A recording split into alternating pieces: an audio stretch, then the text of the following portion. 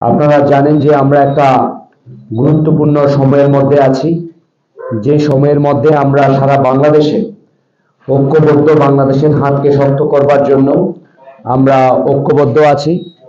যেখানে আমরা মনে করি যে প্রতিটা মুহূর্তেই নাগরিকের যে মর্যাদা এবং কল্যাণ যে রাষ্ট্র, সেই রাষ্ট্র বিনির্মাণে ইতিমধ্যেই জাতির উদ্দেশ্যে ভাষণ দিয়েছেন আমাদের জাতীয় নাগরিক পার্টির সম্মানিত আহ্বায়ক, জুলাই যোদ্ধা এবং বাংলাদেশের জুলাইয়ের সম্মুখ সারির যিনি আসলে পুরো বাংলাদেশের পরিবর্তনে অকুতোভয়ে সামনে দাঁড়িয়েছিলেন, সবার প্রিয় আমাদের নাহিদ ইসলাম ভাই এবং আমাদের ঐক্য জোটের পক্ষ থেকে অন্যান্য শরিক দল বাংলাদেশ জামায়াত ইসলামীর পক্ষ থেকেও ইশতেহার প্রকাশ করা হয়েছে এবং ওনারা বলেছেন এবং বিভিন্ন আরো অন্যান্য শরিক দল ওনাদের কথাগুলো বলেছেন। আমরা মনে করি এই জাতীয় গুরুত্বপূর্ণ সময়ে বান্দরবন শুধুমাত্র একটা জেলা নয়, এটা প্রায় সময় বলে থাকি, এটা একটা আন্তর্জাতিক এরিয়া। তো সেই জায়গায় যদিও আমার দল এবং শরিক দল ইতিমধ্যেই বান্দরবন সহ বিভিন্ন জায়গার বিষয়ে সামগ্রিক বিষয়ে ইশতেহার প্রকাশ করেছেন, তারপরে আমরা মনে করছি বান্দরবনের সাধারণ জনগণ, বিভিন্ন জনগোষ্ঠীর যে আলাপ, প্রান্তিক মানুষের যে আলাপ, সেটার জন্য আমরা এখানে এই বিষয়টাকে আমরা কন্টেক্সচুয়ালাইজ করেছি। আপনারা দেখবেন ইশতেহারের শুরুতে আমরা লিখেছি শান্তি, সহাবস্থান ও গণমুখী উন্নয়ন সমৃদ্ধ বান্দরবনের ইশতেহার, যেটা হচ্ছে আমাদের প্রধানতম মূল লক্ষ্য, যেটা কখনো এর আগে কোনোভাবে ঘটেনি। আমরা এই বান্দরবনের 7টা উপজেলার প্রায় 14টার মতো জাতিগোষ্ঠীর সবকিছুর মধ্যে আমরা প্রধানতম যে ব্যাপারটা আমরা দেখেছি, যেটাকে আমরা গুরুত্ব দিচ্ছি, সেটা হলো শিক্ষা। সবকিছুর ঊর্ধ্বে, যেটা আমরা বান্দরবনের বিভিন্ন জায়গায় গিয়ে আমরা এটা দেখেছি যে যেখানে শিক্ষার স্কুল আছে তো শিক্ষক নাই, শিক্ষক আছে তো কোয়ালিটিফুল শিক্ষক নাই, এবং এমন দূরবর্তী জায়গা যেখানে শিক্ষার আলো পৌঁছায় নাই। মানে ব্যাপারটা এমন, বাংলাদেশে শিক্ষা নিয়ে কথা বলছে, মানে ব্যাপারটা এমন হচ্ছে এখানে প্রদীপের নিচে অন্ধকার। সেখানে আমরা বলছি প্রাথমিক শিক্ষায় সকল জাতিগোষ্ঠী নিজ নিজ মাতৃভাষা ভিত্তিক শিক্ষার উপর আমরা বিশেষ গুরুত্ব প্রদান, দক্ষ প্রশিক্ষিত শিক্ষক নিয়োগ, পর্যাপ্ত শিক্ষক উপকরণ সরবরাহ নিশ্চিত করা, প্রয়োজন অনুযায়ী কারিগরি স্কুল ও কলেজ প্রতিষ্ঠা করা। আর একটা বিষয়টা সুখবর যে বান্দরবনের আন্তর্জাতিক এরিয়া হিসেবে একটা আন্তর্জাতিক মানের সীমান্ত বিশ্ববিদ্যালয় প্রতিষ্ঠা করা, সেটা আমরা আসলে অবশ্যই আমরা সেটা করব। দ্বিতীয় যে ব্যাপারটা আমরা বলছি যে এখানকার বেশিরভাগ তরুণ জনগোষ্ঠী তারা দক্ষ কর্মঠ হওয়া সত্ত্বেও তাদের কর্মসংস্থানের খুবই খারাপ অবস্থা হয়, বিশেষ করে আমি বলবো বঞ্চিত হয় বিভিন্ন জায়গায়। তো আমরা প্রত্যেকটা জায়গায় তার ক্যাপাসিটি বেসড আমরা সেই কর্মসংস্থান নিশ্চিত করার লক্ষ্যে আমরা বলছি যে পাহাড়ে ক্ষুদ্র কুটির শিল্প সম্প্রসারণ ও প্রয়োজনার মাধ্যমে বিস্তৃতি ঘটিয়ে স্থানীয় চাহিদা পূরণ ও পর্যায়ক্রমে রপ্তানিমুখী শিল্পে রূপান্তর উদ্যোগ আমরা গ্রহণ করব। স্থানীয় জনগণের অন্তর্ভুক্তিমূলক অংশগ্রহণে গ্রিন ইকোনমি জোন স্থাপন করে জীবনমান উন্নয়ন ও জাতীয় অর্থনৈতিক প্রবৃদ্ধিতে কার্যকর অবদান নিশ্চিত করব, যে আমরা জনগণের অধিকার নিশ্চিত এবং যে কোনো ধরনের উন্নয়নে যাতে এখানকার অন্তর্ভুক্তিমূলক ব্যাপারটা থাকে। আরেকটা ব্যাপার যেটা দেখেছি, সেখানে আমাদের গর্ভবতী মা বোন এবং নারীদের স্বাস্থ্যের অবস্থা খুবই বেহাল দশা, যেটা না বললেই নয়। সেটা রাষ্ট্রীয়ভাবে ন্যাশনালি যেটাই ঘটুক না কেন, এইখানে সেই স্বাস্থ্য ব্যবস্থার মনে হচ্ছে এখনো কেমন জানি এই বাংলাদেশের বান্দরবন খুবই অবহেলিত অবস্থায় আছে।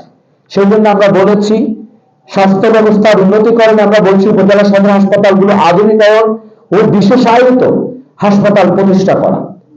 সেই সাথে সাথে অনেক জায়গায় হাসপাতাল থাকলেও সেখানে লোকজন আসতে পারে না, সেখানে আমরা বলছি দুর্গম পাহাড়ি এলাকায় স্বাস্থ্য সেবা নিশ্চিত করতে ডাক্তার ও ওষুধ পৌঁছে দেওয়ার লক্ষ্যে বিশেষ করে ভ্রাম্যমান স্বাস্থ্য টিম, মোবাইল হেলথ ক্লিনিক গঠন করা। আপনারা জানেন যে এখানে প্রায় সময় সবাই বাইক ব্যবহার করে, এইটাকে আমরা কিভাবে কাস্টমাইজ করে ওই বাইকটাকে আমরা কিভাবে মোবাইল হেলথ সার্ভিস করতে পারি সেটা নিশ্চিত করা। আপনারা জানেন যে এই বান্দরবন অপরূপ সৌন্দর্যের লীলাভূমি, যেখানে ভেলি ঝুড়ি থেকে শুরু করে অনেক কিছুই আছে। পর্যটন খাত এখানে দৃশ্যমান, এই পর্যটন খাতকে উন্নতি করার জন্য আমরা বলছি এখানে কমিউনিটি বেস ট্যুরিজম সম্প্রসারণের মাধ্যমে বান্দরবানকে বিশ্বমানের পর্যটন হাব হিসেবে গড়ে তোলা এবং স্থানীয় জনগণের জন্য কর্মসংস্থান সুযোগ সৃষ্টি করা। বিশেষ করে এই আলাপটা এখানকার স্থানীয় জনগোষ্ঠীকে সাথে দিয়ে তাদের প্রাণ প্রকৃতিকে সাথে দিয়ে তাদের যে কালচারাল এসেন্সটা আছে সেটার মধ্য দিয়ে আমরা কমিউনিটি বেস ট্যুরিজমটা নিশ্চিত করবো যাতে তারা স্বাচ্ছন্দ্যবোধ ফিল করে। দুর্গম পর্যটন এলাকাসমূহ আপনারা জানেন বগালেক কেওক্রাডং এর যাতায়াত ব্যবস্থার উন্নয়ন এবং উন্নত স্যানিটেশন এবং পর্যাপ্ত নিরাপত্তা নিশ্চিত করা। বিশেষ করে আপনারা জানেন যে অপরূপ সৌন্দর্য উপভোগ করার জন্য আমাদের এখানে বিদেশি টুরিস্ট থেকে শুরু করে আমাদের এখানকার স্থানীয় টুরিস্ট গুলো যাতে ঠিকঠাক ভাবে আসতে পারেন সেটার জন্য নিশ্চিত নিরাপত্তা ব্যবস্থা নিশ্চিত করা। আপনারা জানেন যে ইতিপূর্বে আমি বলেছি যে আমার নেটওয়ার্কের বাইরে যে আমার প্রচারণা করেছি আমি কেন করেছি, যেখানে এখানে ইন্টারনেট সার্ভিস নিশ্চিত নাই। তা আমরা বলছি এটা যেহেতু একটা মৌলিক অধিকার, যে যেখানে মানুষ তার ইন্টারনেটকে মৌলিক অধিকার হিসেবে গুরুত্ব দিয়ে বান্দরবনের প্রত্যন্ত অঞ্চলে পর্যাপ্ত নিরবিচ্ছিন্ন ইন্টারনেট সংযোগ নিশ্চিত করা। এরপরে পাহাড়ি জনপদ আপনারা জানেন আমাদের এখানে সুপেয় পানির অবস্থা খুবই খারাপ। পাহাড়ি জনপদে সুপেয় পানির সংকট নিরসনে ঝুড়ি ঝর্ণা সহ প্রাকৃতিক পানির উৎস সমূহ দূষণমুক্ত রাখা ও পানি সংরক্ষণের জন্য বিশেষ প্রকল্প গ্রহণের পাশাপাশি পৌরসভা উপজেলা সদরে আধুনিক ফিল্টারেশন ব্যবস্থার মাধ্যমে ঘরে ঘরে বিশুদ্ধ পানি সরবরাহ করা। পাহাড়ি ফল ও ফসলের ন্যায্য মূল্য নিশ্চিতকরণ এবং প্রণোদনার মাধ্যমে উৎপাদন বৃদ্ধি করে দেশের চাহিদা পূরণ ও রপ্তানির উদ্যোগ গ্রহণ করা। উৎপাদিত ফসল সংরক্ষণের জন্য বিশেষ হিমাগার স্থাপন করা। আমাদের এখানে যে পাহাড়ের বিভিন্ন জনগোষ্ঠীর মধ্যে ভ্রাতৃত্ব সহাবস্থান অটুট রেখে প্রতিটি জনগোষ্ঠীর নিজস্ব উৎসব রাষ্ট্রীয় পৃষ্ঠপোষকতায় উদযাপন করা। বিভিন্ন জাতিগোষ্ঠীর ভাষা ও সংস্কৃতি সংরক্ষণে কার্যকর উদ্যোগ গ্রহণ করা। আপনারা জানেন যে পাহাড় কাটা বন উজাড় ও সকল পরিবেশ বিধ্বংসী কর্মকাণ্ড বন্ধে কঠোর ব্যবস্থা গ্রহণ করা।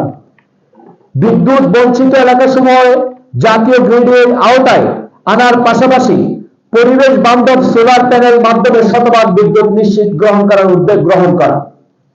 জেলা সদর থেকে সকল উপজেলায় আপনারা জানেন বিশেষ করে নাইক্ষ্যংছড়ি লামা আলীকদম যে এইখানে গেলেই মনে হয় এরা মনে হয় বান্দরবান জেলা থেকে বাইরে, সেবামান দেখলে মনে হয় যে এটা মনে হয় আলাদা একটা জগৎ। কারণ এই যে বান্দরবান সদরের যে সেবা সমূহ নির্দিষ্ট যোগাযোগ ব্যবস্থা ঠিক না থাকার কারণে নাইক্ষ্যংছড়ি লামা আলীকদমের আমাদের সর্বস্তরের জনগণ মা বোনেরা খুবই কষ্টে। তো সে জায়গায় জেলা সদর থেকে কিভাবে যোগাযোগ উন্নত মানসম্মত সড়ক ব্যবস্থা নিশ্চিত করা সেটা আমরা নিশ্চিত করব। স্পেশালি আমি যদি আরো বলি রোয়াংছড়ি থানচি সেখানে একই অবস্থা, সেটা নিশ্চিত করা। জেলা শহরের আধুনিকায়ন এবং পর্যায়ক্রমে বান্দরবানকে একটা মেট্রোপলিটন সিটিতে রূপান্তর উদ্যোগ গ্রহণ করা। আমরা এটার সাথে সাথে কিছু বিষয় আমরা স্পষ্টত বলতে চাই। আপনারা লামা আলীকদমে যে আমাদের বিশেষ করে আমাদের কোর্ট পর্যায়ে আমাদের আদালত ব্যবস্থার জায়গা থেকে নিশ্চিত করার জন্য আপনারা জানেন যে আমাদের যে বিচার ব্যবস্থা, এই বিচার ব্যবস্থা সহজীকরণের জন্য আমরা বলছি নাইক্ষ্যংছড়ি এবং আলীকদম উপজেলায় চৌকি আদালত প্রতিষ্ঠার মাধ্যমে সাধারণ জনগণের ন্যায় বিচার প্রাপ্তি সহজ করা।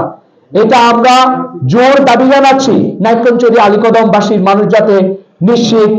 যে ব্যাপারগুলো শুনেছি যে রাজার কন্ট্রিবিউশন না থাকা শিক্ষা সহ বিভিন্ন জায়গায়, তো আমরা আশা করি এই ধরনের ব্যাপারগুলোতে শিক্ষা আরো অন্যান্য জায়গাগুলোতে সেটা যাতে সঠিক পদ্ধতিতে সঠিকভাবে থাকে, আর সাথে সাথে কোনো মানুষ যাতে বঞ্চিত না হয়। আর যে ধরনের আলাপগুলো আমরা শুনি ন্যায় বিচার না হওয়া সেটা যাতে নিশ্চিত থাকে। একটা কথা আবার স্মরণ করিয়ে দিচ্ছি, আলীকদম এবং নাইক্ষ্যংছড়িতে যে চৌকির ব্যবস্থা করা, যেটা বিশেষ করে বিচার ব্যবস্থা ঠিক থাকা, সেটা যাতে নিশ্চিত থাকে। সর্বোপরি আবারও বলছি প্রিয় বান্দরবানবাসী, আপনাদের আগামী 12 তারিখের যে আমাদের যে লড়াই, এই লড়াই সংগ্রাম শুধুমাত্র নির্দিষ্ট জাতিগোষ্ঠীর নয়, শুধুমাত্র একার নির্বাচন নয়। এই নির্বাচন আগামী দিনে আমাদের শান্তি সহাবস্থান ও গণমুখী উন্নয়ন সমৃদ্ধ করবার জন্য, একটা নতুন বান্দরবন বিনির্মাণ করবার জন্য, আপনাদেরকে সাথে নিয়ে বান্দরবন বিনির্মাণ করার জন্য আমরা সংকল্পবদ্ধ। আগামী 12 তারিখ ব্যালট বিপ্লবের মধ্য দিয়ে, হা ভোট এবং সামলাকলির জয়যুক্তের মধ্য দিয়ে আপনারা আশা করি সেটা আপনারা প্রমাণ দিবেন। এবং আমরা যেসব ইশতেহার আমরা দিয়েছি এবং আমরা প্রতি 3 মাস 4 মাস পর পর আমাদের অগ্রগতি প্রত্যেকটা জাতিগোষ্ঠীর ভাষায় আমরা প্রকাশ করে, যার জন্য যেটা বলা হয়েছে সেটা আমরা নিশ্চিত সার্ভিস যেটা সেটা মামুনদের হিসাব নিশ্চিত করা, নিশ্চিত ওনাদের কথা চিন্তা করে, এবং কমিউনিটি শিক্ষা আর যাতে তার ন্যায্যতা পায়। এবং মানুষ ধরেন অনেকেই সেকশন হেডম্যান সে কিভাবে চলে, অথবা সে যাতে তার যে নির্দিষ্ট টেরিটরি আছে, তার যে নির্দিষ্ট রোল অফ বিজনেস আছে সেটা। আমরা আরেকটা বিষয় বলছি যে আমাদের যোগাযোগ ব্যবস্থা সহ। আমার নাম হচ্ছে সুবল চাকমা, আমি প্রতিদিনের বাংলাদেশ এবং ঢাকা মেলে বাজার জব করি। এটা হচ্ছে আমরা জানি যে 2017 সাল থেকে চাকমা, মারমা, ত্রিপুরা, গারো 17 সাল 23 চাকমা 7 বছরেও এটা কোনো আমরা কি বলে এটা